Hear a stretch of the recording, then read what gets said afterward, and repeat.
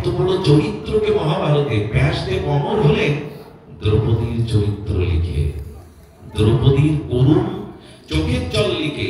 আর বাল্মীকি অমর হলেন সীতা মায়ের বিরহ প্রকাশ করে। রামায়ণের মূল তো সীতা। এই জন্য ওখানে ব্যাসদেব বললেন তোমার জন্য লক্ষ লোকের প্রাণহানি ঘটবে, রক্তের গঙ্গা বয়ে যাবে, বিধবা হবে, সিঁদুর হারাবে অনেকে। এই কথা যদি দ্রৌপদীর কানে ব্যাসদেব বলে কি অবস্থা হয় তার? কোনো উপায় নেই এড়ানোর। খুব ধ্যান দিয়ে শুনুন, কোনো উপায় নেই। দ্রৌপদী হাত জোড় করে করুণ কণ্ঠে বলছেন, হে কৃষ্ণ দ্বৈপায়ন, হে ভগবান, এর কোন পথ যদি, কোন উপায় যদি থাকে আপনি দয়া করে বলুন। এই কথাটি দ্রৌপদীর না, আপনার জীবনেও আগামীতে আপনার কারণে যে রক্তক্ষয় বিনাশ হবে আপনিও এড়াতে পারবেন। ঘুমাবেন না, কেউ চোখ বন্ধ করবেন না, এখনো ঘুমানোর সময় হয়নি। লক্ষ্য করুন, আপনার জীবনেও আপনি রক্তক্ষয়, হত্যা, একটা পরিবার ধ্বংসের হাত থেকে বাঁচাতে পারেন এই তিনটে ব্যাসদেবের মন্ত্র যদি আজ নিয়ে যান। দ্রৌপদীকে শুধু না, জগৎকেই বললেন ব্যাসদেব।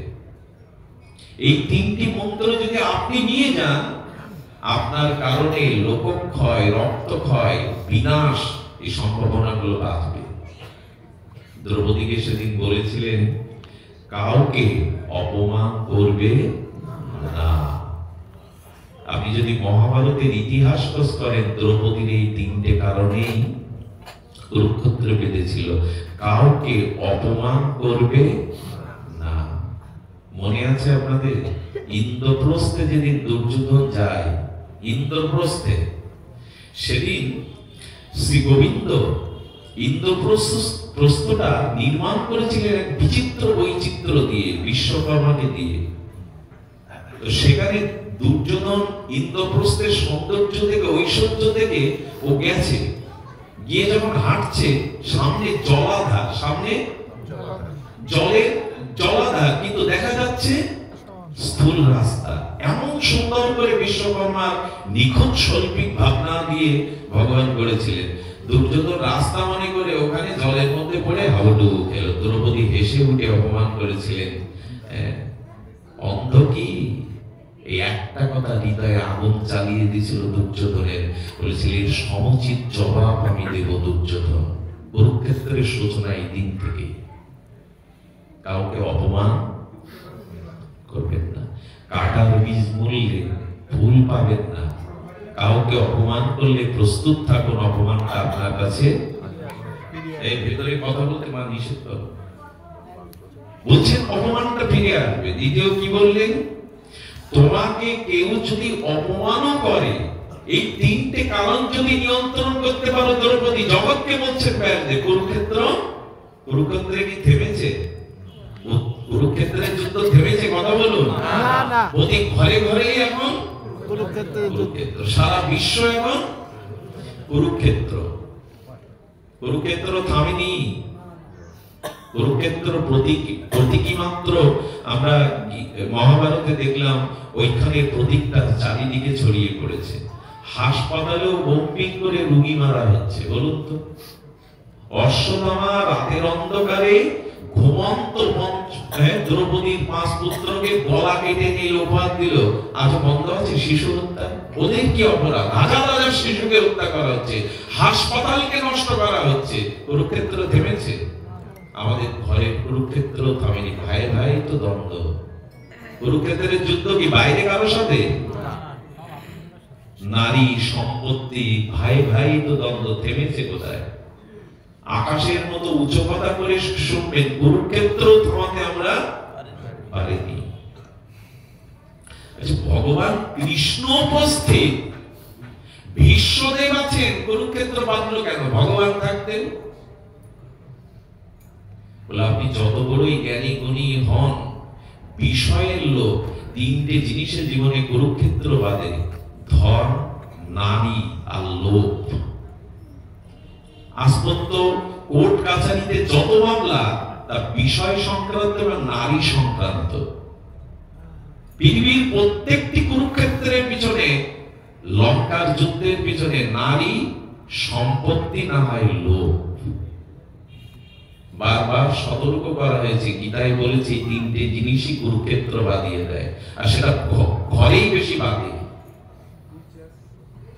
এই জন্য শাস্ত্র বলেছেন যে এই তিনটে জিনিস থেকে সতর্ক হও। বললেন তোমাকে যদি কেউ অপমান করে তুমি তার প্রতি ক্রোধ করবে না।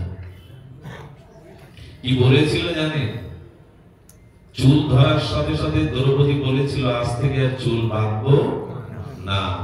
দুঃশাসনের হৃদয়ের রক্ত যতদিন পান না করবো বুক চিরে। ব্যাসদেব বলে দিয়েছিলেন কুরুক্ষেত্র তিনটে নিয়ম তুমি যদি আদেশ যদি মানো তাহলে লোকক্ষয় হবে না। সেটা হলো তোমাকে যদি কেউ অপমান করে তুমি তার প্রতি ক্রোধ করবে না। দেখুন আমাকে কেউ একটা অপমান করলো, মানটা নিতে ভালো লাগে, অপমান নিতে এটা নিতে শিখুন। আমি আপনাদের এটা বলি, এরকম হাজার বিল্বমঙ্গলের উপদেশ আপনার কাজে দেবে না, কিন্তু কলঙ্ক বা অপমান খুব দ্রুত আপনাকে সংশোধন করে দেবে। এটা প্রয়োজন বলেই ভগবান দিয়েছেন। কলঙ্ক বা অপমান আপনাকে দ্রুত চরিত্র সংশোধন করে দেবে, যেটা বিল্বমঙ্গলের হাজার কথা আপনার কাজে আসবে না। এখন কেউ উপদেশ মানে না, শুনলেও আচরণ করে খুব কম সংখ্যক লোক। মানুষের জীবনে যখন কলঙ্ক বা অপমান আসবে তখন সে নিজেকে সংশোধন করার প্রয়াস করবে। এগুলো খুব দরকার। এই জন্য গোবিন্দ গীতায় বলেছেন মান অপমান শীতোষ্ণ সুখ দুঃখে সুসমসাঙ্গ বিবর্জিত। মানটা যেমন নেবে অপমানটাও মাঝে মাঝে নিয়ে। কলঙ্কটাও প্রয়োজন।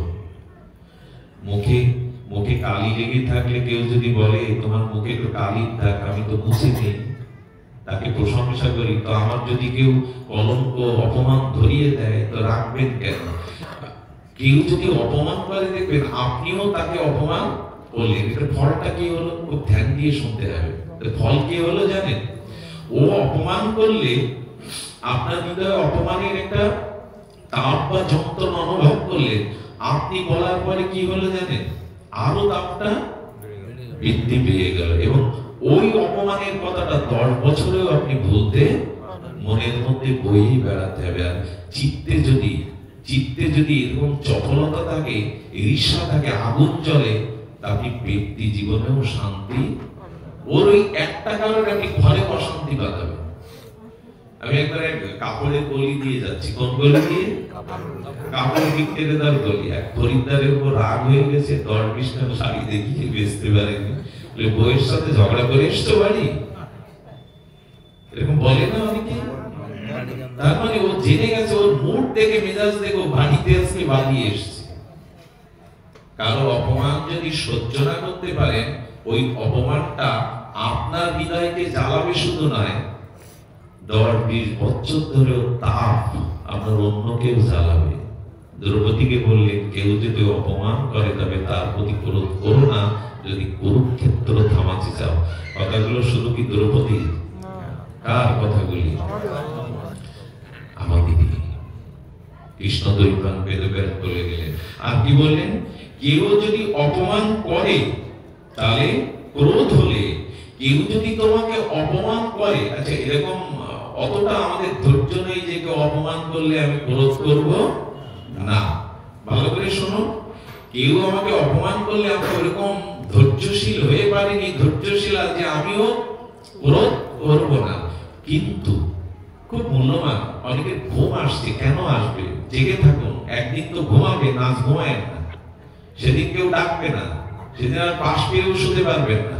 জেগে থাকুন। বলে বেটা তুমি দেরি করে এসছো আর আমাদের জাগতে বলছো, একটু জেগে থাকুন না। ক্ষতি কি? ক্ষতি কি? ক্ষতি নাই। শুনুন, কেউ যদি অপমান করে তাতে ক্রোধ আসতে পারে, আসা স্বাভাবিক, কিন্তু সতর্ক করে দেন ব্যাসদেব, ওই অপমানের কারণে প্রতিশোধ নিতে যেও না। যখনই প্রতিশোধ নিতে যাবে তখনই কুরুক্ষেত্র শুরু হবে। দ্রৌপদী এই তিনটে জিনিস মানল না কেন? এর একটাই কারণ, ঋষি মহাত্মা ভগবান গীতা ভাগবত উপদেশ ভরি ভরি দিয়ে গেছেন। কুরুক্ষেত্র আমার জীবনে থামিনি একটা কারণে, সেই উপদেশগুলো আমি যথাযথ মানতে পারিনি। কথাটা নিজের দিকে নিন। এই উপদেশগুলো আমরা নিজের জীবনে প্রতিফলন ঘটাইনি, এই জন্য তো কুরুক্ষেত্র থামে না, চোখের জল মোছে না, অভিশাপ ঘোচে না। আর এইটা, এই যে আমরা মানতে পারি না, এত সাধু উপদেশ, এত শাস্ত্র উপদেশ জীবনে মানতে পারি না কেন জানেন? সংস্কারের অভাব। আর এই সংস্কার ততদিন হবে না যতদিন বিষ্মশ্রেণ গুরু সেবা বৈষ্ণব উচ্ছিষ্ট ভোজনা। এরপরেই আজকে সামান্য আলোচনা। যতদিন মহতের সেবা, গুরু সেবা না করবেন, যতদিন বৈষ্ণবের উচ্ছিষ্ট গ্রহণ না করবেন, ততদিনই উপদেশ মানবার মতো সংস্কার তৈরি হবে না। এই জন্য সুসংস্কারটা আমরা যেন গ্রহণ করি। সুসংস্কার গ্রহণের সময় এসেছে। পৃথিবীর অবস্থা ভালো না, সামাজিক অবক্ষয়, নৈতিক অবক্ষয়, চারিদিকে ধ্বংস আর ধ্বংস। এই জন্য সংস্কারটা মানবার জন্য অবশ্যই আধ্যাত্মিকতার প্রয়োজন, ভগবত শ্রবণাদির প্রয়োজন এবং সৎসঙ্গে আসার প্রয়োজন। আমি বেশিক্ষণ অত্যাচার করবো না আপনাদের, তবে আজকের এই সাধুকা ভবনে এত দূরে এত বিদগ্ধ জনদের দেখে আমি অত্যন্ত কি করব, গর্ব, আনন্দ, প্রীতি, প্রাপ্তি সীমা নেই। মানুষ এই শীতার্ত রজনীতে কত দূর দূর থেকে যেভাবে ছুটে এসেছেন আপনারা, এটি আমার মনে হয় ভাগবতেরই বিজয়, ভাগবতেরই জয়।